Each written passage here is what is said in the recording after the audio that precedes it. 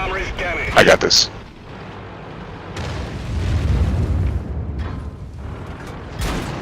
Or not. Ether. I got this.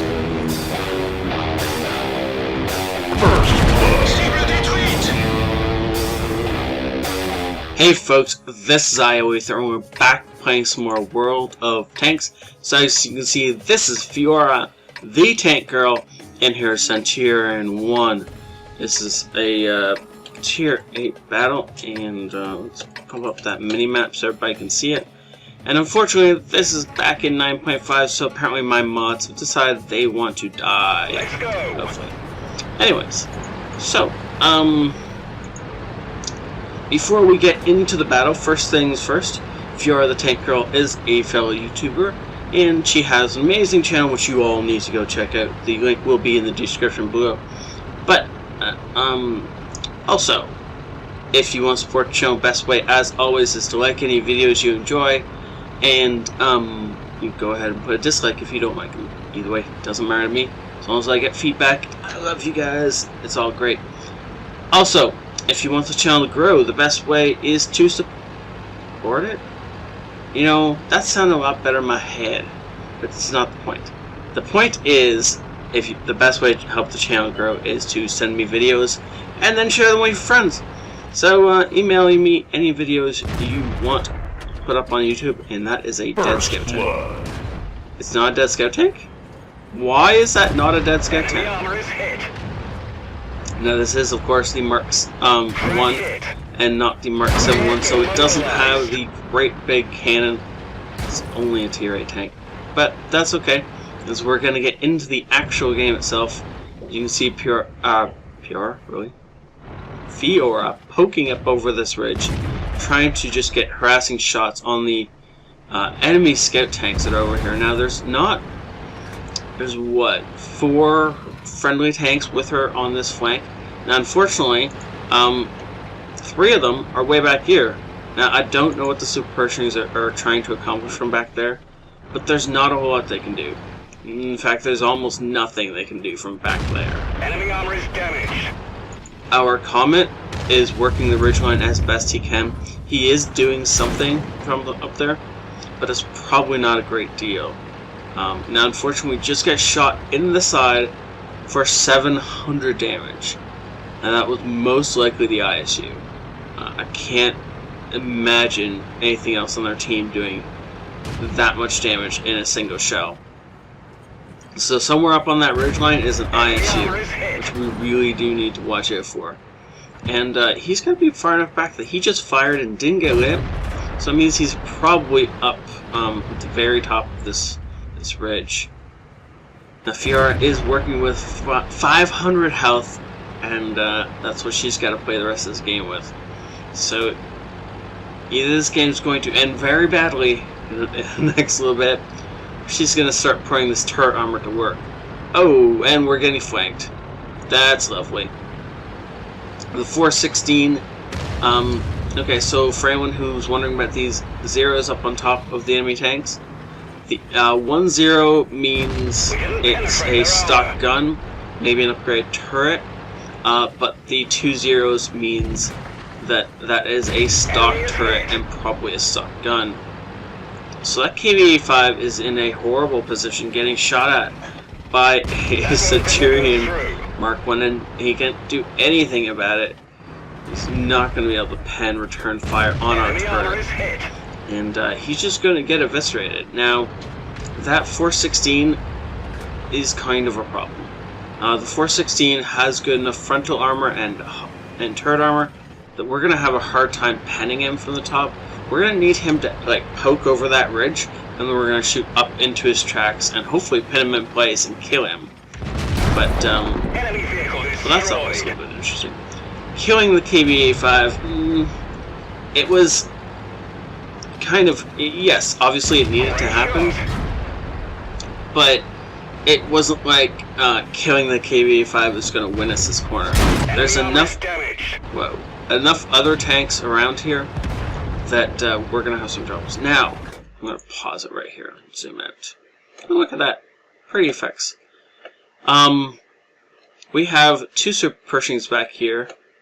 A Centurion 7-1 on like 30% health, and the Waffentrager isn't really here anymore. The rest of our team isn't in a place to provide us with supporting fire. If this super Pershing came up through here, and all of these guys pushed up, they could crush us right now. Fiaura should only be able to last another 30 seconds while these guys all realize what's going on. They push over this ridge, they kill her, and then they'll be able to deal with the super Pershings in relative short order. Now something tells me that's not what's about to happen.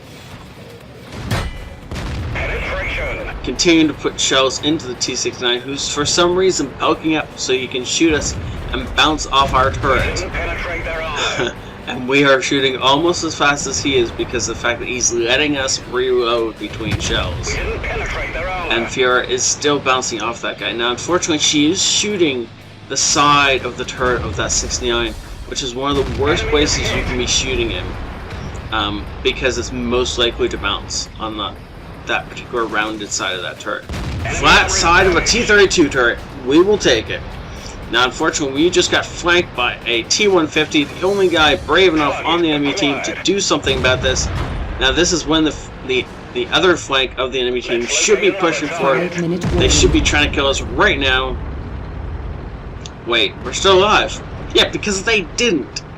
They decided that instead of pushing forward and winning the game, they decided they wanted to sit back and probably lose.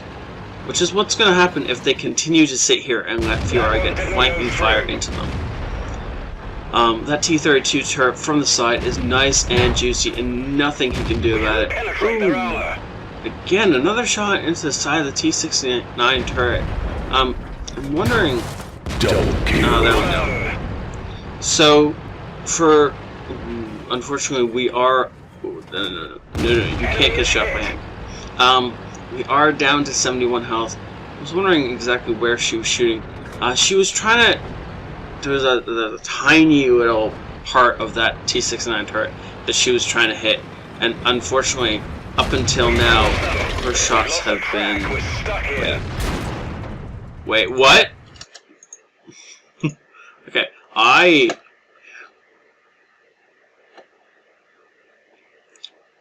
So what you're telling me, Mr. ISU, is all you had to do is fire an HE round into anywhere in here, and this would have been a dead cent one. And instead, what you did was you fired an AP round at the hardest possible point on this tank and bounced off. Okay, I'll take it. And now we've tracked the ISU in position, and we're just going to keep poking over this ridge and retracking this guy and absolutely murder him while he can't do anything about it. There we go. Now it's a dead ISU, and that was pretty much their only hope. Now, of course, if this T-32 goes some HE, pokes over this ridge, and shoots us in the turret, we're dead.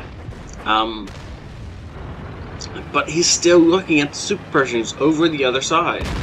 The 416 is the only one on the enemy team that's actually paying attention to Fiaura, which is the place that he should be paying attention to. T-32 takes another hit for nothing. He shoots the air in frustration, most likely because he had snapped his turret around and fired before his reticle was actually on Fiaura. He fired when he got this little crosshairs on Fiaura instead, which is unfortunate because that, of course, does nothing.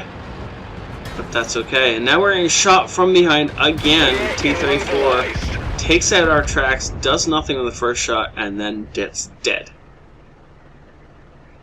Wow. Okay. Now there's only the 416 left, and he still can take us out with some HE. He's using the wrecks of the friendly tanks to his advantage, and he really is one of the best players we've seen on this flank. Without this 416, this flank would have died a lot sooner, but, well, he is dead now. He's got T-342 harassing him, and Fiaura's about to put the killing shot in. Come on, get that... Did you just shoot a rock? Ready to fire. Let's locate another target. There they go. Permission to engage. Okay. Well, unfortunately, the killing blow should have been Fiaura's, except she whiffed the shot and killed a rock. That rock deserved to die, though. Apparently, she has a mod on that counts how many hits she's received. It says she's received 46 already. Wow. Okay, then. It's not the KV-4 that's getting the steel wall this game. No, it's the Cent Mark 1. Obviously deserving of that steel wall. Now, yeah, I wouldn't be moving forward too fast either right now. Now, it was a Super Pershing last spotted here. Obviously, he's not there. Ooh, no, he's still there. He must be off the cliff a little bit. Huh. No, he's not. Where in the world was he? So that our, what was that, T-34-2 passed right next to him and didn't see him. Oh, but whatever. Doesn't really matter. Hiding behind a little rock. Remains. And he's still hidden. So we're going to take a shot at the other Super Pershing. Beautiful shot. Finishing him off. And now the closest Super Pershing is back out of cover. So we're going to shoot him in the back of the turret. And he's going to get finished off by the 30. Yep. And that is game. Well then. So this little tank can take an amazing amount of punishment if you know how to play it. And Fiaura obviously knows how to play this thing. By poking over ridge lines and just showing this turret, especially when you're above your opponents, you can ricochet almost everything. Now, be very, very careful with this tank. If you take it into combat and you are poking a ridge line and you're below your targets, all they have to do is shoot this little part of your armor and they will go through every single time. If you're on even fretting, it still will pen 60% of the time.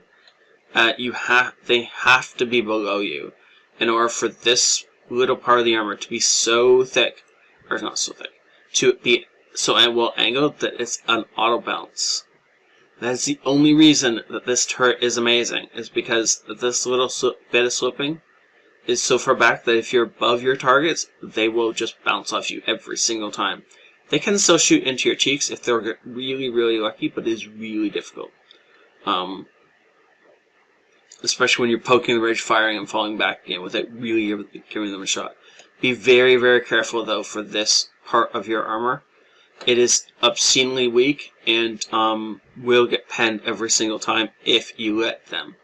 Now, of course, on the flip side, if you're facing a 7-1 or Mark 1, be aiming for this part of the armor and make sure you are above them or on even footing.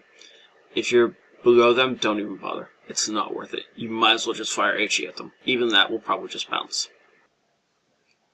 2,000 experience with premium without a daily double.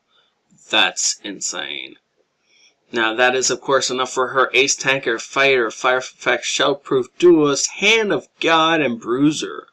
But these are where the real ones come in. Spartan? Wow.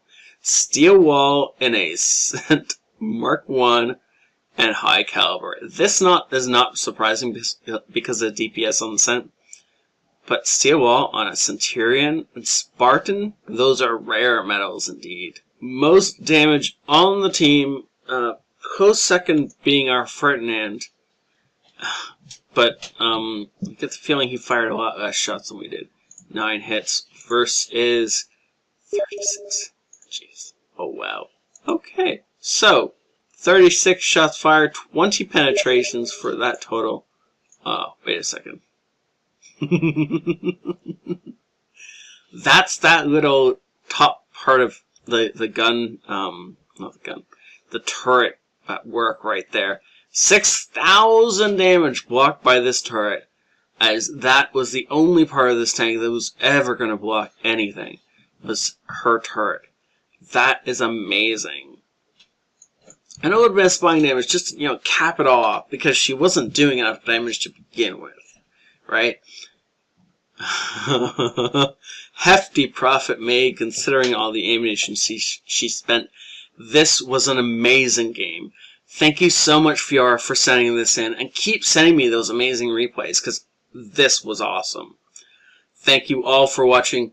Have a great night. This is ioEther out.